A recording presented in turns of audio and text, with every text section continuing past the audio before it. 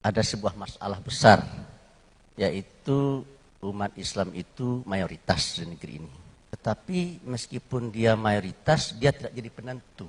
Orang lain minoritas, tapi mereka menjadi penentu. Ya.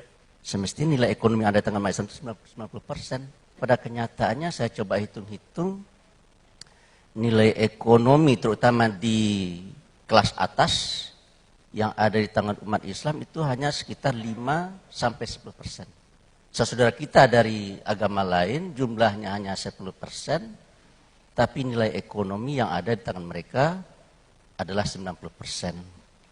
Seperti dikatakan oleh salah seorang guru besar di Amerika, yang akan menjadi penentu di suatu negeri itu bukanlah para politisi dan juga bukan para cendekiawan. Yang akan menjadi penentu di satu negeri itu adalah katanya yang menguasai sumber daya material di negara tersebut. Karena dia yang menguasai ekonomi dan juga dialah yang akan menguasai politik. Tapi bagaimana kok dia juga bisa menguasai politik? Karena politik kita adalah politik yang bersifat transaksional. Orang kalau menjadi wali kota, bupati, presiden juga perlu dana.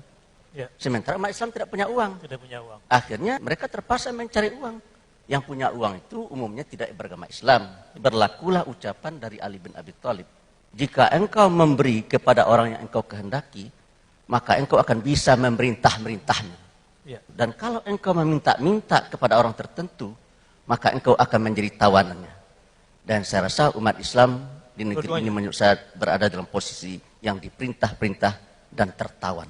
Dan saya sangat setuju dengan apa yang dikatakan oleh Pak Anies Baswedan, yaitu jangan kita berusaha untuk mengecilkan yang besar, tapi kita harus fokus kepada bagaimana caranya membesarkan yang kecil.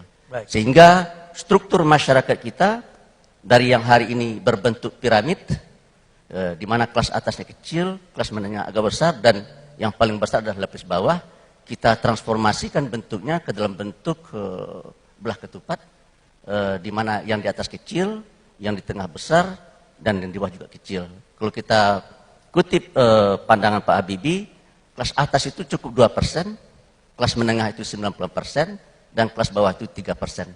Dan saya rasa kalau ini bisa terwujud, inilah yang disebut dengan baldatun thayyibatun wa rabbun ghafur. Luar biasa.